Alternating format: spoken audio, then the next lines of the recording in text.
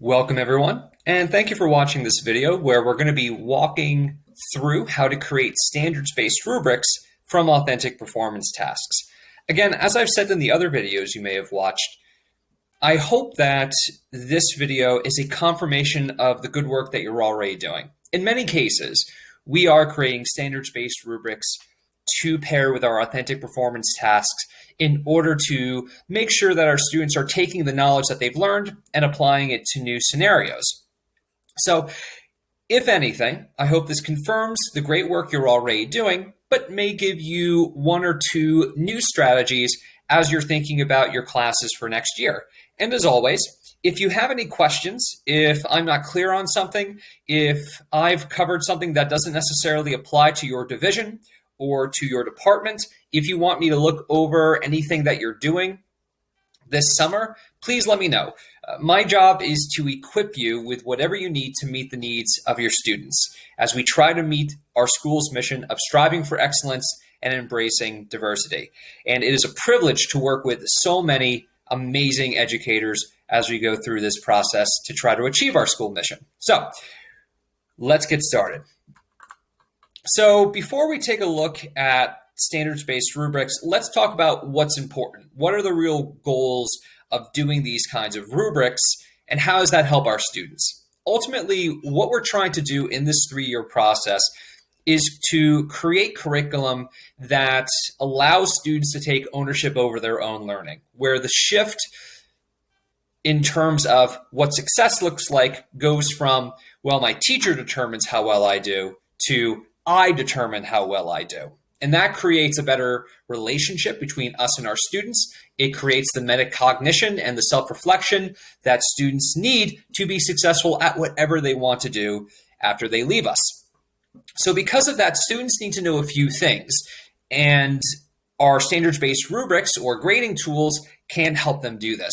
So students need to know what various levels of success looks like, because different students are going to have different goals. Some students are going to try to hit that highest proficiency level. Some students aren't. They might not be there yet. And so what success may look like for them may be different. So we need to give some clarity on what different levels of success look like so that students can start evaluating themselves. We also want students to know where they want to be. And so the rubrics or grading tools act as a guide for where students want to end up. And that can help us give them more targeted feedback. This also creates a situation where we want students to know where they are in relation to where they want to be. So pre-assessments and formative assessments can also use these rubrics that we're going to be creating. So everything that we do in terms of the feedback that we're giving them is related to the end goal of the unit and is related to where they want to be. Ultimately, this is going to create a situation where our rubrics become an effective tool to assess student progress throughout the course of the unit. And it's going to create a situation where we can constantly go back to this grading tool and say, how would you assess yourself on this? Why would you do that? Show me. We're trying to build that skill. Now, again, the ability of kindergarten students to do this as opposed to seniors is going to be very different. And the grading tools that we're going to create are going to be differentiated for our different divisions and our different departments. So what we're going to do is take a look at the 2 authentic performance tasks that we created in the last video on how we can craft them, and we're going to attach a standards-based grading rubric to it. So let's take a look at the high school authentic performance task that we made earlier. So again, you are a literary podcast host making a new episode that analyzes the recurring theme of struggle being integral to success. So students will create a podcast episode for an audience of 13 to 18-year-olds. Now, how we got to determine that authentic performance task came from this organizer that we used. I'm not going to go through it again, but I do want to put it back up here in case you want to remind yourself how we determined what that authentic performance task is. So again, we took that standard, we broke it down into the simple and deep learning that students need to demonstrate, and then we attach an assessment to each of those different types of thinking. So let's take a look at how we can take that standard, and for the high school English class, we're looking at 2. So how can we do this process? Ultimately, at least at BFS, we want the highest proficiency level to reflect the standard. Some schools try to do a section called exceeding the standard, where the proficiency level is even higher than what the standard says. It depends school to school. This is still a debate, but at least right now, the highest proficiency level is going to be the standard. Now, this may need to be written in student-friendly language. If I take a standard and I'm working with first graders, how I'm going to be writing the standard is going to be very different. But if I'm doing this with juniors in high school, I may not need to change much wording. It depends on the students that we're working with. Now, a difference between a 4 and a 3, if you're in elementary school, or a meets and approaches, that can be based on either consistency and accuracy. In certain disciplines, that's a great determinant in terms of you have completely met that standard, or you can demonstrate that skill, but you're not consistent in doing it. You're not completely accurate in doing it. The difference between a 4 and a 3, or a meets and approaches, can also be a wow factor. So some really valuable verbs that can be attached to that are things like originality, especially in English classes, insight, refined, strategic, concise, best evidence. So we're trying to put in particular action words that demonstrate that not only students can do that skill, but it's at an extremely high level. And what this avoids is, especially in humanities classes, students regurgitating great work that they had found elsewhere. So they're creating more original thoughts. Now, in terms of lower proficiency ratings, those can be determined with non-higher order thinking skills. So for instance, if you have a standard where the level of thinking is analysis, evaluation, compare and contrast, then lower proficiency ratings can be determined by simpler understanding words like explain, determine, identify, recognize, recall. Even in elementary classes, if the standard is explained, we can drop that down to identify, recognize, and recall. So lowering the type of thinking can help identify where students are in different proficiency levels. We can also think about the question, what is the foundational skill or knowledge the standard is built around? That would be the thing that we would start our unit off with, to try to gather information on, do the students have the basic foundational knowledge and skills that we can extend this out? So those types of questions and those types of strategies can help us create the lower level proficiencies for the grading tools that we're going to create. Now, one thing I haven't talked about is, how do students fail? In terms of a lot of grading theory right now, failure is a choice. And that can be either students don't turn something in, that they haven't put forth even a good faith effort in terms of what we're asking them to do, or they simply, and this comes into play with some AP classes, where the level of expectation is so far beyond what the students can do that it's not even meeting the basic requirements of an AP class. So again, what this means is that failure becomes a choice. So let's take a look at some examples. Again, let's take a look at the high school English example. So the standard we're looking at is determine a theme or central idea of a text and analyze in detail its development over the course of the text, including how it emerges and is shaped and refined by specific details, as well as provide an objective summary of the text. There's a lot of parts to this particular standard, and we broke those parts down to create our authentic performance task in our last video. So what I need to do here is create, in this case, 4 different proficiencies. 4 proficiency level rubrics are quite popular. That's because we can attach them to A, B, C, and D. Do we have to do that? No, and we're going to look at some examples later where you don't have to use a traditional 4 proficiency level rubric. It depends on the standard that we're working with. Now, because I broke this down into 3 different parts of the standard, they need to determine a theme or central idea of a text, they need to analyze the development of that theme, and they need to provide an objective summary of the text. This proficiency level needs to be broken down to those 3 parts. So the first thing I need to do is think about the simple understanding that needs to be done. And if you notice, for this first section, the phrase "I can determine," so identify and explain, a theme or central idea of a text, that's being consistent throughout the first three proficiency levels: meeting, approaching, and attempting. The reason is that identify and explain for a high school English class is a simple understanding practice. So I'm going to be consistent in keeping that skill here. So to get at least an attempting, they would need to accurately identify and explain a theme or central idea of a text. And to get a developing, all I do is I say, well, they can't accurately determine it. So the difference between getting an attempting or developing is the ability to accurately identify that theme.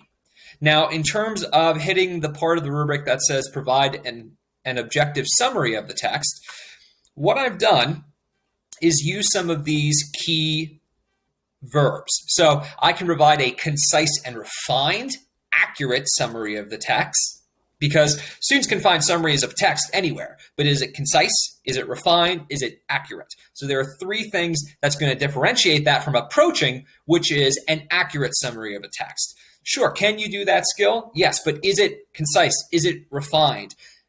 Does it have that wow factor? Now, in terms of a difference between approaching and attempting, is the idea of providing a summary that omits important story events. So is the summary accurate? Mostly it may be missing a few key points. So that's a different proficiency level. And in terms of developing, it's a shallow, inaccurate summary of the text. So I'm trying to give in clear descriptive verbs that I can then pair with an exemplar so students can see what that looks like. Again, I'm trying to give them information that they can use as we practice this throughout the course of a unit. Now that I've looked at the first two more simpler understanding sections of the standard, now I'm going to hit the analysis section. And so what I've done is I have minimized the wording for these first two parts of the rubric, and now I'm going to focus on the analysis section. So to get a meeting, I'm going to use some of those key words that we talked about earlier. So I can justify an original analysis of a theme through its development over the course of the text, including how it emerges and is shaped and refined by specific details. So to make sure that that wow factor exists, because students can find analysis of a lot of different texts, I'm looking for an original analysis that you're justifying with the best evidence. And notice that I'm using a lot of the wording of the standard itself.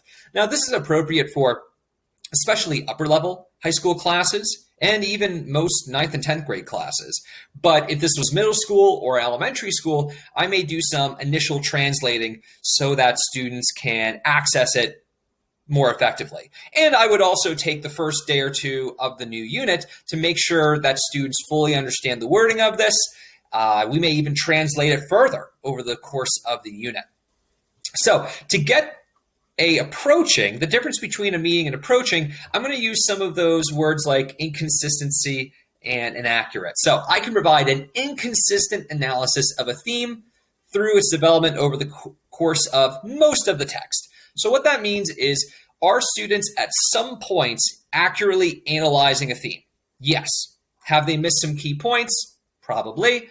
Is some of that analysis inaccurate? Probably. So they are doing that skill. They are doing some of that higher order thinking, but they're not doing it consistently and accurately. So that's the difference that we're going to be doing. And that's great value for a student in terms of where they are in trying to hit the standard. Can I do it?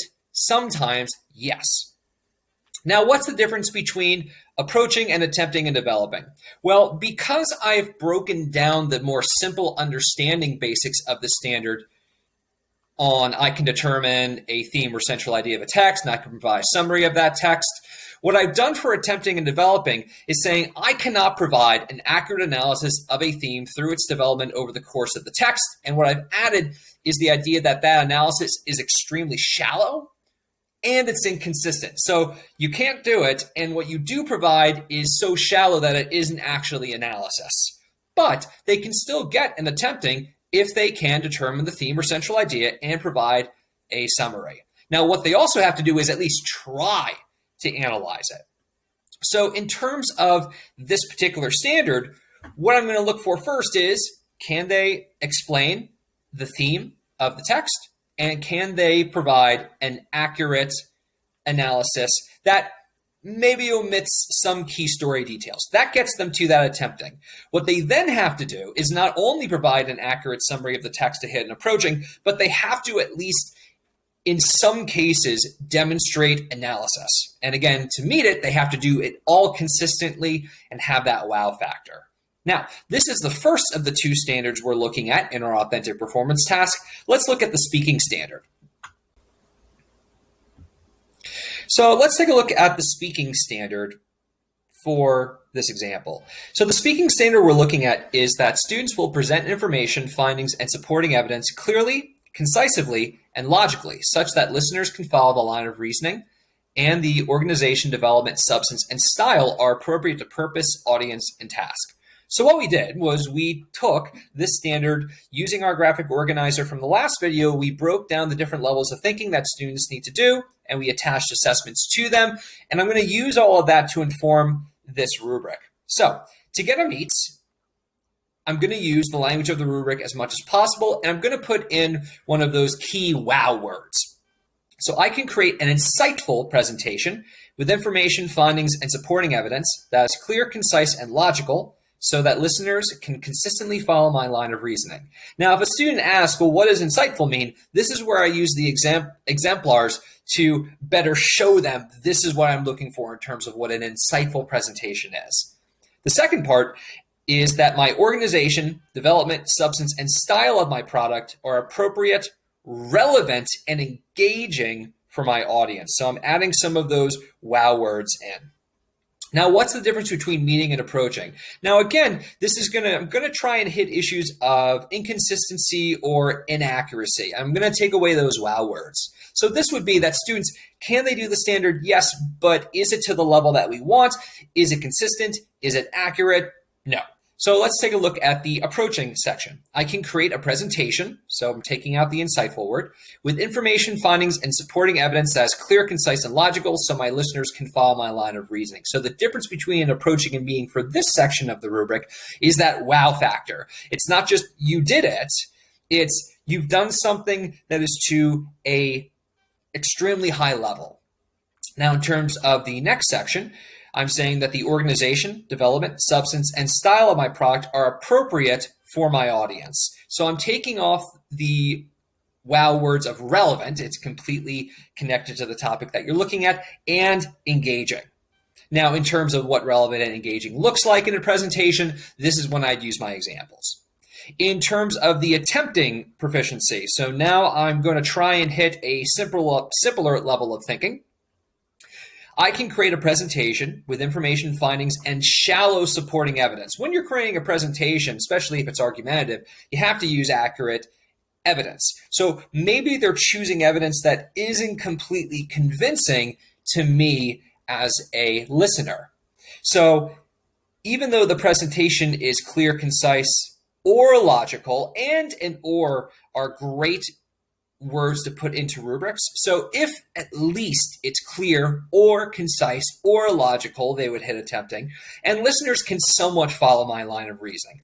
That completely makes sense. If your supporting evidence is shallow, if you're missing aspects of clarity, concisiveness, or logic in your presentation, it's going to be harder for your listeners to follow that line of reasoning. So because of that, they have difficulty doing it consistently. Now, notice I'm keeping the same wording for the second part of this rubric. Again, the organization, development, substance, or style of my product are appropriate for my audience. So the one thing I've changed in here is that or. So organization, development, substance, and style are appropriate for approaching. The organization, development, substance, or style of my product are appropriate. So they have to hit all of these to get approaching. If they're missing one of them, they go into the attempting category. Now, in terms of developing, they can create a presentation with information and findings, but it's not clear, concise, or logical. It doesn't hit anything. So because of that, listeners can't follow it. They're not even using supportive evidence. and the organization, development, substance, and style of my product are not appropriate for my audience. So was there a good faith effort put in? Yes. But was it at all hitting what we're looking for? Unfortunately not. Now, what I would use throughout the course of the unit is this rubric as we do our formative assessments, and I would try to pair this with examples so that students know what this looks like. So that was a high school English example. Let's take a look at our elementary school math example. So in terms of the performance task, you are an architect explaining to your construction workers how to build a house from your blueprints. Create a blueprint for a house that uses points, lines, line segments, rays, angles, and perpendicular and parallel lines, and explain your blueprint to an audience of construction workers. So that is what they're going to be doing. Let's take a look at how we would assess that. Now, again, this is the organizer that we use to determine the different levels of thinking that students need to demonstrate in this for this standard, and we've attached assessments to it. We're going to be using that information to make our standards-based rubric. So again, I've got the standard over here. To draw points, lines, line segments, rays, angles, and perpendicular and parallel lines, identify these two-dimensional figures. Now, I'm going to show you two different versions of this standards-based rubric. I'm going to show you a more general rubric that can be used for this and can be replicated with some tweaks. Now, the downside of this type of rubric is you're going to need to give a lot of clear examples and do more work at the beginning of the unit so that students fully understand how their performance task is being assessed. But the good thing about a rubric like this is that you can reproduce it multiple times with small changes. Now, also notice the titles have been changed a little bit. What we call these things, we're not going to have a conversation of it and try to be consistent with it at this point, but what I'm doing is calling the highest proficiency level exemplary, then meeting, progressing, and beginning. So in terms of the highest proficiency level, we have full accomplishment, strategy and execution meet the content, process, and qualitative demands of the task or concept, and students can communicate ideas with exceptional clarity. Now, this is italicized because this is going to be the difference between a high proficiency level for exemplary and that next proficiency level at meeting, where the explanation of that mathematical thought process is lacking. So this is going to be that difference. All work is shown step-by-step process or shown with multiple representation, and teacher has consistently observed demonstrated mastery as we've gone over the course of the unit. In terms of meaning, it's substantial. This would be a summary of what everything under it's going to be. So student works to full accomplishment of the task with clear evidence of understanding presented in their work through pictures, numbers, or words. So can they do the mathematical thought process? Yes. Have they at least tried to explain it? Yes, but it's not that exceptional clarity that we're looking for. Any errors are minor and don't distract for the conceptual understanding. So do you have some errors maybe in your explanation? Yes, but does it let me as a teacher know that you can't do that mathematical thought process? No. And the teacher is confident that understanding is adequate to accomplish the objective with minimal assistance. Now, in terms of progressing, this is partial accomplishment. Now, in terms of a math assessment, this would be the first part of the assessment, where instead of asking them to do that explanation, now we're going to do some simpler thinking skills. Can you do the basic mathematical thought process? Can you do those basic math questions that we would have practiced multiple times throughout the course of the unit? So at least one question is answered correctly in terms of here are the mathematical thought processes I want to check so that you have that foundational knowledge. Other parts may be attempted, but there's a lack of evidence of understanding or conflicting work that shows evidence of only partial understanding. So did they at least try to do the performance task where they're creating that blueprints, they're trying to explain it? Yes, but there's a lot of lack of understanding. As an educator, I can't say that you've met the section for meeting. Problem solving and or multiple types of errors are present, and this lets me know that further teaching is going to be required. In terms of beginning, this is at least a good faith effort. So they've attempted the performance task, they've attempted to answer these mathematical questions, but they're not showing understanding of the task. There may be fragments, but little to no success. So this is letting them know that there is a lot more teaching that needs to be done. We need to go back to fundamentals.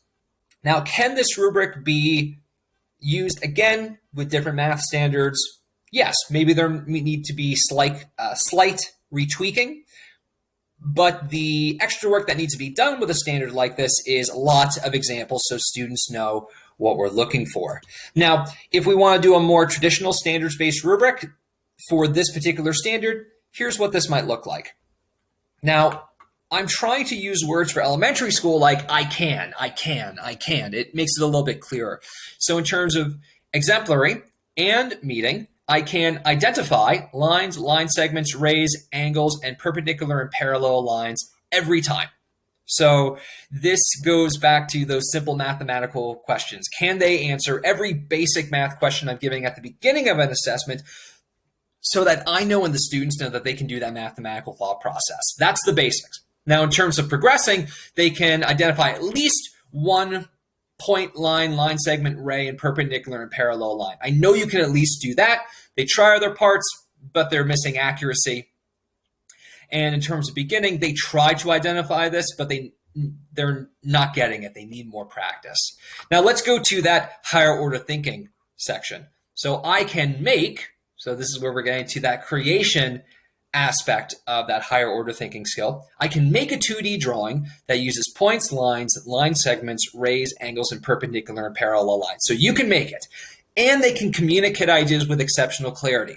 That's where we get back to that idea of the standard of not only can you make it, but can you explain it to your audience? So they can not only do it, but they can explain it.